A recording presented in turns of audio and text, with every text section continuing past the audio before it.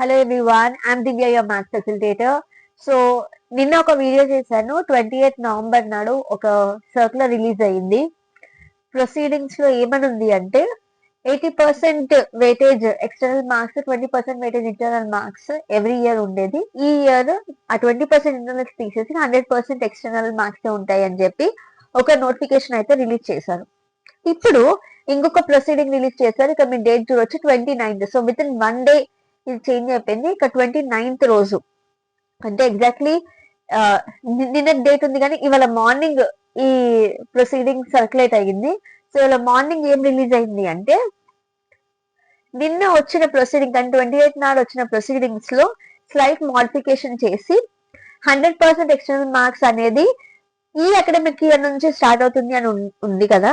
So దాన్ని modify చేసి అది నెక్స్ట్ అకాడమిక్ ఇయర్ నుంచి స్టార్ట్ అవుతుంది అని అంటున్నారు. కానీ మనకి ఏదైతే మార్క్స్ సిస్టమ్ లో చేంజింగ్ ఉందో అది మాత్రం ఈ ఇయర్ నుంచి ఉంటుంది. అంటే గ్రేడింగ్ సిస్టమ్ కాకుండా మార్క్స్ సిస్టమ్ అంటే ఓల్డ్ సిస్టమ్ ఫాలో అవ్వబోతున్నారు.